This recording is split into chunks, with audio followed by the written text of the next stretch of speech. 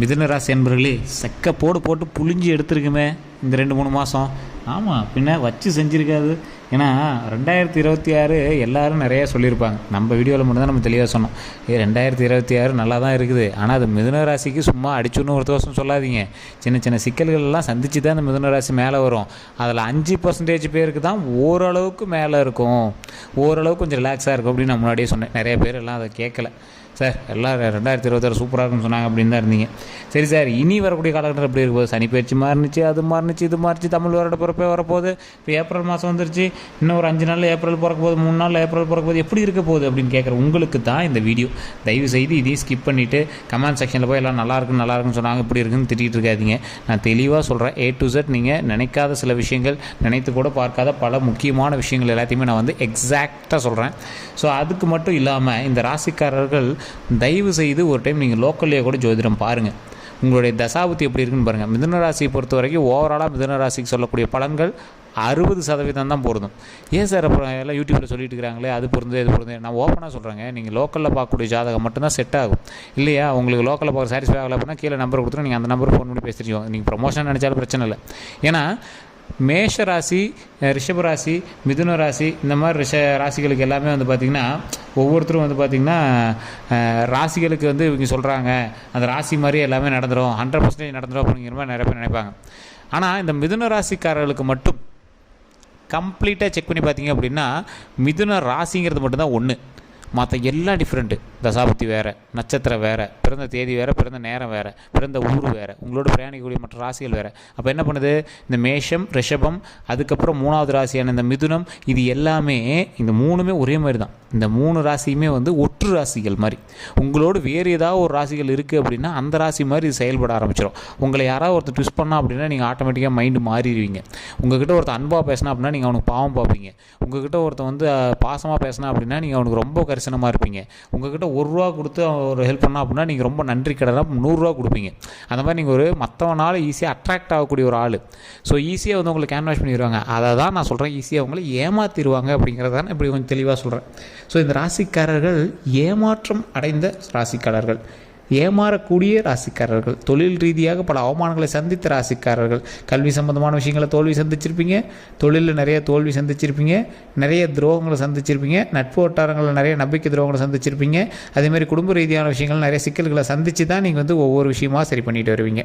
So இந்த மாதிரி விஷயத்தில் இருக்கும்போது இந்த ராசிக்காரர்களுக்கு ஒரு அன்பு, பாசம், இந்த மாதிரி விஷயங்கள்லாம் நிறையாவே வந்து தேவைப்படும். அப்போ வந்து உங்களை அப்படியே பூஸ்டப் பண்ணணும். அதெல்லாம் ஒன்றுலப்பா சரியாயிடும் அது இதுன்னு உங்களை வந்து பூஸ்டப் பண்ணால் மட்டும் தான் நீங்கள் வந்து சரியாவீங்க.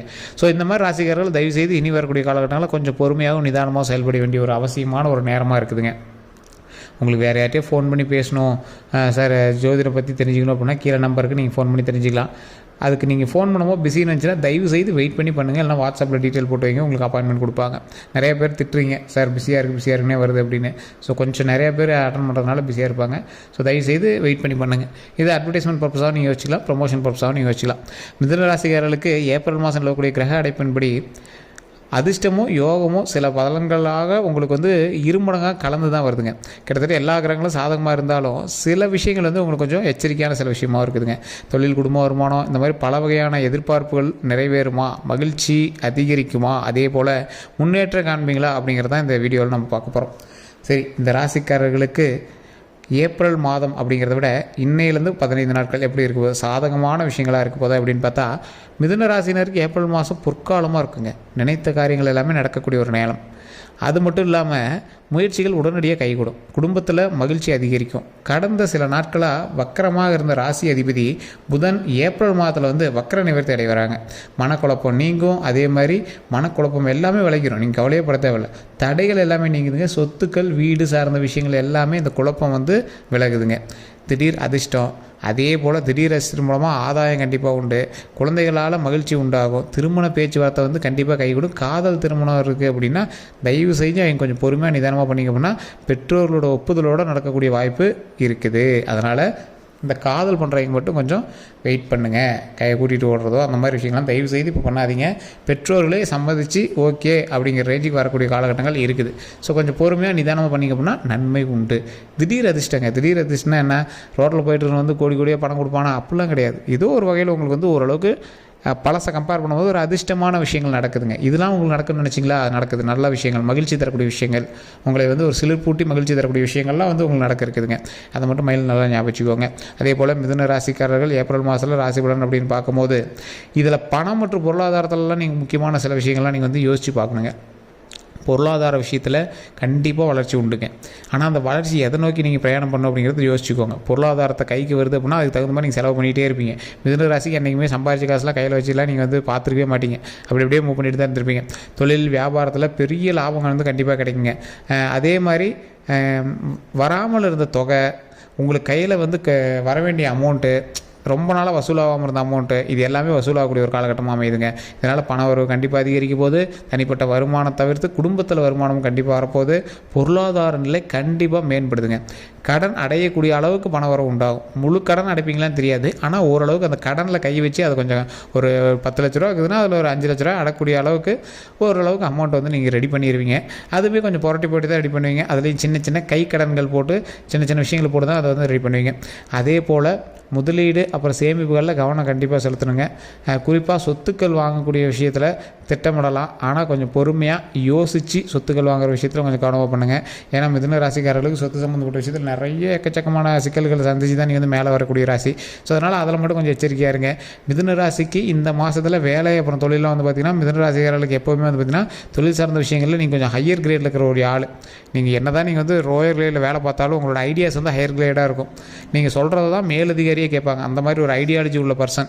உங்களுக்கான மரியாதையே தனித்துவமாக இருக்கும். நீங்கள் ஒரு சூப்பர் மேன் அப்படின்னு சொல்லலாம். நீங்கள் என்ன தான் கடை வாங்குறீங்க, நீங்கள் என்ன தான் உங்களை வீட்டில் மதிக்கலை, உங்களை அதை மதிக்கலை அப்படின்னாலும் ஊருக்குள்ளே நீங்கள் கிங்கு தான். ஸோ அதனால் நீங்கள் கவலைப்பட தேவையில்லை. ஏப்ரல் மாதத்தில் தொழில் வேலையில் வந்து எதிர்பார்ப்போலவே நீங்கள் எதிர்பார்த்த அளவுக்கு இல்லை அப்படின்னாலும் ஓரளவுக்கு எதிர்பார்த்த வந்து நிறைவேற்றும்.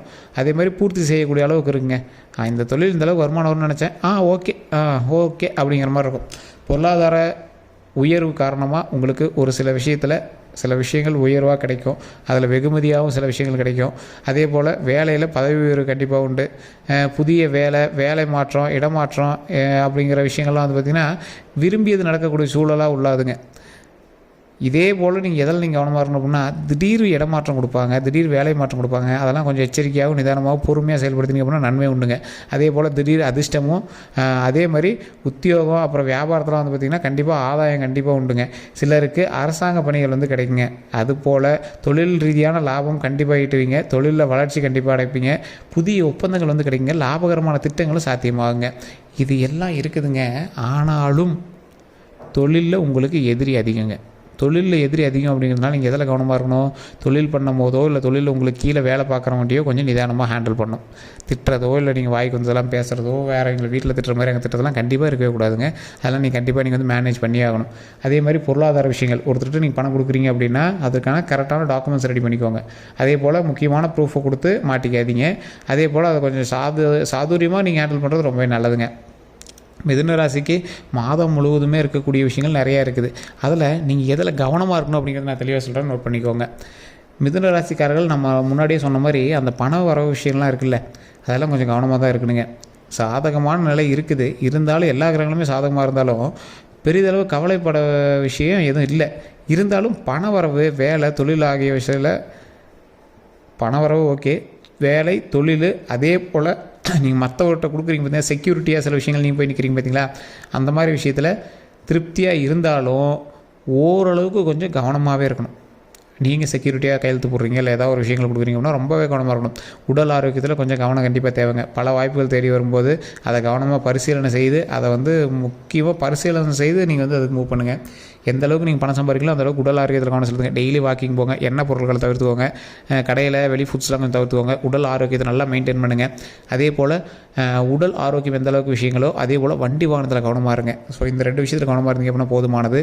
தொழில் ரீதியான விஷயங்களில் கீழே உள்ளவர்களையும் மேலே உள்ளவர்களையும் நம்பி அதிகமாக பணம் போடாதீங்க, மாட்டிக்குவீங்க. கொஞ்சம் பொறுமையாக நிதானமாக ஹேண்டில் பண்ணிங்க அப்படின்னா நன்மை உண்டுங்க.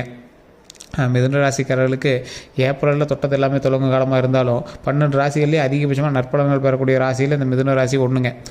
இருந்தாலும் இப்போ நான் சொன்ன விஷயங்கள் 60% தான் உங்களுக்கு செட் ஆகுங்க. காரணம் என்ன அப்படின்னா ராசியில் மட்டும்தான் நீங்கள் மிதுனம், மற்றபடி நட்சத்திரம், தசாபுத்தி, பிறந்த நேரம், பிறந்த தேதி எல்லாம் வேறு வேறு. ஸோ அப்படி பார்க்கும்போது 12 கோடி பேருக்கு மேலே மிதுன ராசி யார் இருக்கான், எல்லாருக்கும் ஒரே மாதிரி நடக்குமானா கொஞ்சம் டவுட் தான். காரணம் என்ன அப்படின்னா நான் சொன்ன விஷயங்கள்னால வேறுபடுறீங்க. ஸோ அதனால் கொஞ்சம் பொறுமையாக நிதானமாக ஹேண்டில் பண்ணுங்கள். உங்களுடைய சந்தேகங்கள் எதுவாக இருந்தாலும் நீங்கள் வந்து கமெண்ட் செக்ஷனில் பதிவிடலாம். இப்போ நான் சொன்ன விஷயங்கள் உண்மை அப்படின்னா மறக்காம கமெண்ட் செக்ஷனில் பதிவிடுங்க. அதே போல் உங்களுக்கு வேறு ஏதாவது கருத்துக்கள் இருக்குது அப்படின்னா கீழே ஒரு கான்டாக்ட் நம்பர் இருக்குது, அந்த நம்பருக்கு ஃபோன் பண்ணி நீங்கள் வந்து பேசி தெரிஞ்சுக்கலாம். எல்லோருக்கும் நன்றி நண்பர்களே. வேறு எந்த கருத்துலாம் இருந்தாலும் நீங்கள் ஃபோன் மூலமாக பேசி தெரிஞ்சுக்கோங்க. எல்லோரும் நன்றி நண்பர்களே.